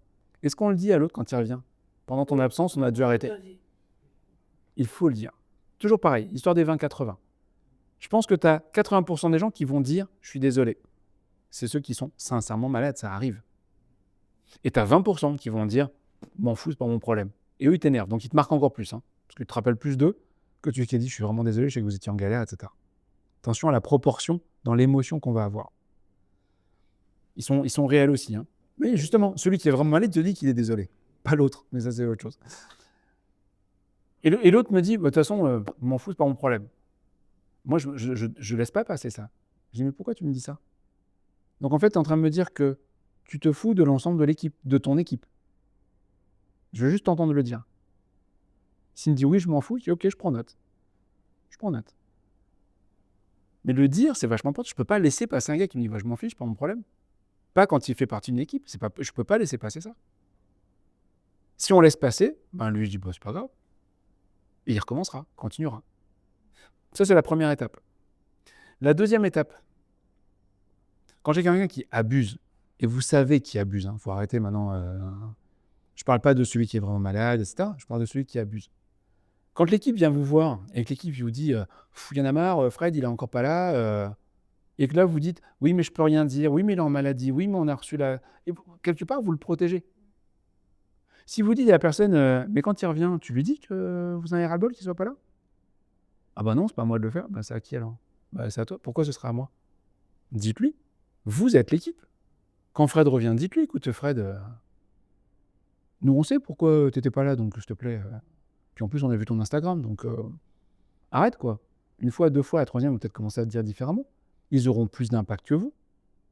J'insiste, l'arrêt de travail aujourd'hui, c'est un joker absolu où les gens, ils posent leur arrêt de travail, ils reviennent, zéro conséquence. Même pas un malaise. Mais ils vont recommencer. Mais je suis intimement persuadé que pour beaucoup, ils pensent que c'est pas si grave que ça n'a pas d'impact. Et d'ailleurs, on leur dit pas. On leur dit pas que leur absence a été vraiment un problème et qu'on est content qu'ils soient revenus, etc., etc., etc. J'insiste là-dessus, arrêtez de couvrir les gens.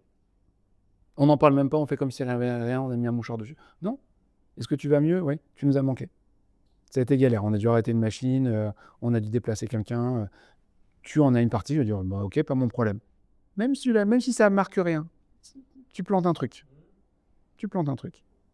Et tu rappelles à quelqu'un qu'il a une valeur, qu'il est utile ici. Et puis pour les autres, ben, ça servira. Et ne mettez pas ça sous le tapis sans rien. Vous n'allez rien changer tout de suite, ça devient encore une fois culturel, ça devient une mode. Comme on disait tout à l'heure, dans un premier temps, tu te mets au chômage, c'est une honte. Aujourd'hui, tu te mets en arrêt de travail, limite les gens disent « t'as bien fait ». Ça dépend de ton entourage. On a plein de gens, je pense que vous, si vous vous mettez en maladie, c'est que vous êtes malade. Point. On ne tombe pas malade par hasard. Je vous expliquerai pourquoi on tombe malade, en tout cas les indicateurs qui permettent de savoir. Et encore une fois, je ne suis pas en train de remettre en question le fait qu'on peut tomber malade, mais vous avez dit, parfois on tombe malade et on va être alité pendant 2 semaines et demie, et pour le même virus, tu en as 2 qui viennent travailler. Ce n'est pas une question de résistance personnelle, je crois que c'est une question d'énergie et d'envie. Quand tu as envie, tu surmontes la maladie différemment. Quand ça tombe bien au bon moment, tu es bien content de rester alité et de te reposer. Tu as probablement besoin de repos. Et c'est plutôt comment tu réagis à la maladie qui m'intéresse. La maladie, ou l'accident. Je reste persuadé qu'on n'a pas d'accident par hasard. Mais ça, on en parlera un peu plus demain. La plupart des accidents, je crois que c'est vraiment une proportion, genre 90% des accidents de la route se passent sur les trajets que tu prends tous les jours. Qu'est-ce qui fait, quelle est la différence entre la voie que tu prends tous les jours sans problème et le jour où tu as un accident? C'est que, pour avoir posé la question, très très très souvent, quand tu discutes avec la personne, qu'est-ce qui s'est passé pour l'accident, la personne te dit « j'avais la tête ailleurs ». Parce que j'étais fatigué, parce que machin. Et quand tu te dis pourquoi tu étais fatigué, tu te rends compte qu'il y a une raison. Problème avec le gamin, problème dans le couple, problème au boulot. Et de fait, j'avais la tête ailleurs. C'est pas par hasard. C'est juste ça, je vais aller chercher. Je ne juge pas l'accident, t'as un accident. Je ne juge pas le fait que tu es malade, tu as le droit de tomber malade. Je vais utiliser ça comme déclencheur pour dire tiens, est-ce qu'il n'y a pas quelque chose? Et mon expérience m'a montré que quand je creuse, il y a souvent quelque chose. Sans jugement, sans rien, mais ça me permet d'aller creuser d'autres choses pour connaître la suite. Quand tu découvres que tu as un collaborateur qui a un souci dans son couple, je ne pose pas la question pour savoir comment je vais régler le problème dans son couple, ce n'est pas mon problème. Mais le fait de le savoir fait que je vais peut-être mieux comprendre ce qui va se passer dans les prochaines semaines. Peut-être comprendre aussi auprès de l'équipe, à un moment, en disant écoutez l'équipe, calmos.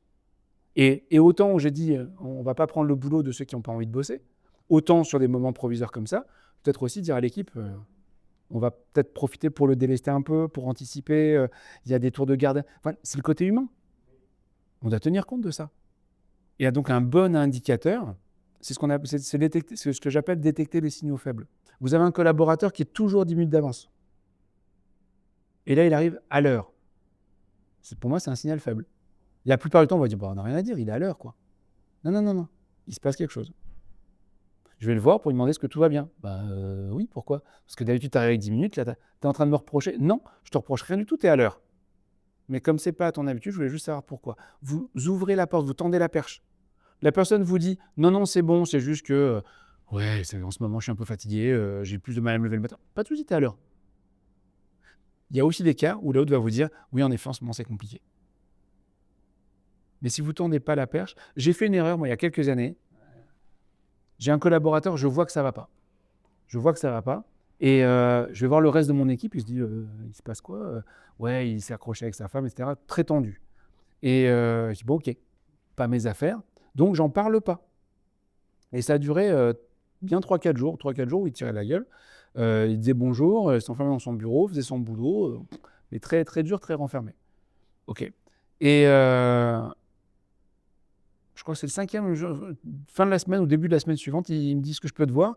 Je dis « Oui, bien sûr. » Et il dit « Je voulais te dire à quel point j'étais mécontent parce que tu m'as habitué à autre chose. » Je dis « Qu'est-ce que j'ai fait? Je ne comprends pas. » Il dit « Écoute, ça fait 5 jours que tu vois que je vais pas bien. Tu m'as jamais demandé pourquoi. » Et je dis « Mais en fait, non, mais en fait, j'ai demandé, je savais. » Oui, mais t'as pas demandé aux autres. Pourquoi t'es pas venu me demander à moi?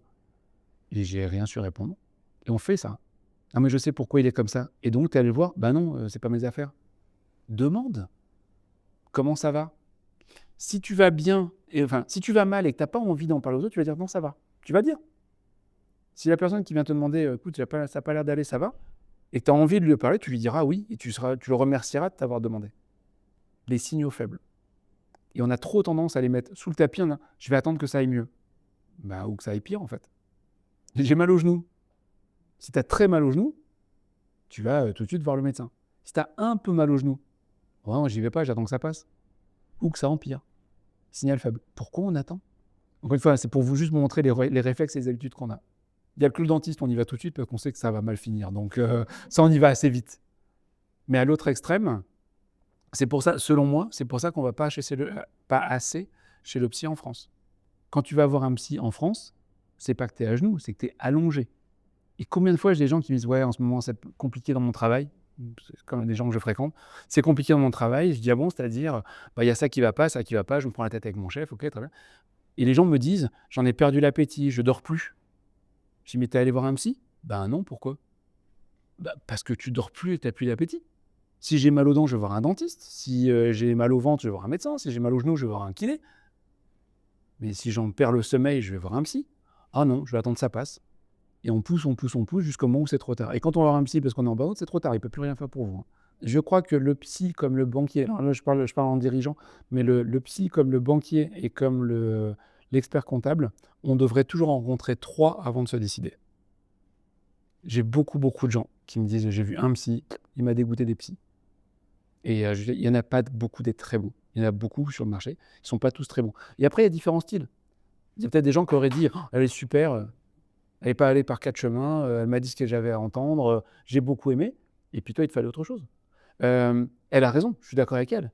Mais dire d'abord pourquoi tu ne sais pas dire non serait plus intéressant que te critiquer. J'ai une histoire, une anecdote comme ça. C'est un couple qui rentre de vacances et ils arrivent devant chez eux et là, il y a une voiture de police, il y a les voisins qui sont là. Putain, merde. Et ils arrivent et ils apprennent tout de suite qu'en fait, ils ont été cambriolés cette nuit. Et donc ils arrivent et là il y a le policier qui les reçoit et qui dit ok, d'accord, mais donc c'est votre maison, d'accord, mais vous avez ouvert, fermé les volets? Ben non, on s'est absenté là pour une semaine, on a laissé les volets fermés, et puis là il y a un voisin qui vient qui dit écoutez, voilà, ça m'étonne pas, moi j'avais proposé d'ouvrir et de fermer les volets, c'est de votre faute si vous êtes fait cambrioler, quoi. Et puis il y a un autre voisin qui dit ben oui, regardez, la boîte aux lettres là, elle déborde. Moi, j'avais proposé de m'occuper du courrier. Ils m'ont dit que non, ce n'était pas la peine. On voit bien que ça déborde, la maison est vide, c'est de leur faute s'ils se sont fait cambrioler. Et puis, comme ça, 2, 3. Et à un moment, il y a le couple qui dit attendez, stop, là, on va se calmer. Est-ce que ce n'est pas d'abord la faute du cambrioleur? Voilà. Moi, j'aime bien ramener ça. C'est exactement ce que tu dis là. Moi, j'en ai marre qu'on me dise vous êtes fait arnaquer, vous auriez dû être prudent. Je suis désolé. C'est comme si tu rentres dans un magasin, tu achètes des fringues, tu ressors. Et on t'a arnaqué sur le produit, mais vous l'avez essayé. Je rentre dans un magasin, si on ne peut plus faire confiance à des professionnels, si on commence à ne... En fait, je suis de ton côté, ça m'énerve parce que je crois que la confiance est la valeur qui a permis à l'être humain de survivre jusqu'à aujourd'hui. Individuellement, on parlait de l'individualité d'aujourd'hui, individuellement, à part au cinéma où il y a des héros, Rambo et compagnie, individuels, des grands loups solitaires, dans la vraie vie, tous là autant qu'on est, on se fout dans la forêt pendant 3 jours tout seul, on va juste crever. Peut-être pas au bout de 3 jours. Il y en a qui s'attendent plus longtemps. Mais Si par contre, on revient 200 000 ans en arrière, 300 000 ans en arrière, on revient sur nos ancêtres. Pourquoi on est sur Terre? Parce on n'est pas les plus rapides, on n'est pas les plus méchants, on n'est pas les plus agressifs. Enfin, on n'a rien. En tant qu'animal, on fait partie des plus faibles. Quelle est la force? Quelle est la force de l'être humain? C'est la confiance. Parce que qu'est-ce qui fait que je peux me reposer correctement? Parce que quand on dort, c'est pas comme un chien où tu claques des doigts et d'un coup il réveille. Moi, tu peux me cambrioler pendant que je dors. Hein, il se passera rien. Voilà. Et parce que je vais faire confiance. Je vais faire confiance aux autres. Donc si je suis dans une tribu, je vais dormir parce que je sais qu'il y en a 2 qui veillent. Si je vais à la chasse, je vais être serein parce que je sais qu'il y en a qui gardent mes enfants, et ainsi de suite. Et on se fait confiance les uns les autres. Et c'est parce qu'il y a cette confiance que je crois sincèrement l'être humain est encore sur Terre. Et aujourd'hui, qu'est-ce qui ressort de nos échanges? La confiance, elle est franchement bien abîmée. On se méfie les uns des autres. C'est une des difficultés que je rencontre avec tous les dirigeants. Tous les dirigeants me disent, aujourd'hui, recruter, c'est difficile. Je dis, pourquoi? Parce que le candidat qui vient pense qu'il va se faire arnaquer, et moi, je pense que je vais me faire arnaquer. Je dis, bah super. On a besoin l'un de l'autre, et les deux viennent avec le couteau caché dans le dos, quoi. Je parlais tout à l'heure des infos. Tu sais ce qui se passe partout en France. Et comme en ce moment, on est trop nombreux en France, enfin on est trop nombreux sur la planète en général, la proportion d'accidents, elle augmente proportionnellement. Et donc de savoir qu'à l'autre bout de la France, il y a un mec qui a planté un autre mec, je pense que ça date pas d'hier, mais sauf qu'aujourd'hui, on le sait tout le temps. Si c'est pas tous les jours, on va te répéter le lendemain ce qui s'est passé hier, du mec qui s'est fait planter, de la prof qui s'est fait agresser, du machin, du truc. Donc on vit dans une croyance permanente qu'il y a quelque chose. Et donc ça crée de l'inquiétude, de l'angoisse. Et on se referme sur nous. Et encore une fois, avec ce côté où on dit, mais je suis d'accord avec toi, j'ai quelqu'un qui est dans ma maison et que je surprends dans ma maison, bah, il va prendre au moins 2 baffes, quoi. Ah non, il ne faut pas toucher, il faut appeler la police, mais la police, elle ne va pas arriver tout de suite, enfin, etc., etc., etc. Je défends la relation humaine et que tout ce que je vous raconte, je le dis avec vraiment beaucoup de ferveur, beaucoup de passion, parce que si on ne réapprend pas à se faire confiance et à travailler avec les gens qu'on se base que sur la loi, le jour où tu te prends la tête avec ton voisin parce qu'il a mis la poubelle au mauvais endroit, tu n'es plus capable de discuter avec lui, tu dois passer par un avocat, la police, le machin, juste pour Enfin, on va n'importe où. Et c'est ce qui commence à se passer pour plein de trucs. Et je pense que c'est très mauvais pour plein de choses. À l'inverse, quand on a des gens qui sont capables de se calmer, de discuter, de comprendre, d'écouter, on peut rattraper les choses. Donc je défends, et ce sera ma conclusion pour aujourd'hui, c'est très bien, mais nous sommes responsables de notre bonheur, du bonheur de nos collaborateurs, et par projection, du bonheur des familles de nos collaborateurs. Et ce n'est pas une expression quand je dis ça, je le pense sincèrement. Quand vous avez un collaborateur qui est aigri, qui vient vous bousiller votre journée, qui bousille la journée de votre équipe elle rentre et elle est aigrie, elle râle. Et elle râle chez elle. Et tout ça, ça ne participe pas du développement. Quand on a réussi à faire une équipe où tout le monde est content de se retrouver et que limite on sait que c'est Fred qui va devoir payer le petit-déj vendredi parce qu'il s'est fait prendre la main dans le sac et il l'a reconnu et qui viendra avec les croissants sans discuter, et de fait on en fera un moment festif sur lequel on va pérenniser, bah, c'est vachement plus agréable. Et Fred, il part le matin en disant à sa femme, ah putain, c'est à moi d'acheter les croissants. Ah bon, ça t'énerve pas? Non, non, je l'ai mérité. Puis bon, bah, je suis content de partager avec tout le monde. Cool, c'est ça la vie aussi. Mais quand t'as Fred qui te dit, moi, je ne payerai pas les croissants parce que je vois pas pourquoi, c'est sûr qu'à lui, tu me fais chier, Fred. Tu me fais chier, tu fous une mauvaise ambiance. Il faut lui dire à Fred, faut arrêter de prendre des pincettes. Faut le prendre entre caddies en disant, mais tu crois qu'on va aller où comme ça? Moi, je suis juste là pour faire mon travail. Mais alors fais-le d'ailleurs, parce que je te ferai remarquer que si on est en train de discuter, c'est parce que justement, tu l'as pas fait. Donc arrête. Je ne tolère plus l'intolérable. Parce que ça a trop de répercussions. On parlait de burn-out. C'est le début des burn-out, tout ça. Et vous voyez bien, j'insiste, on n'est pas en train de parler de compétences. Les compétences, vous les avez, le métier, vous le savez, il n'y a pas de problème là-dessus. Mais qu'est-ce qui fait que demain, ce sera encore mieux? Et vous avez une bonne ambiance ici, hein. Mais qu'est-ce qui fait que ce sera encore mieux? C'est tout ce que vous allez faire pour que ça soit mieux. Et pas en se concentrant que sur ceux qui cassent les pieds. En se concentrant sur tout le monde.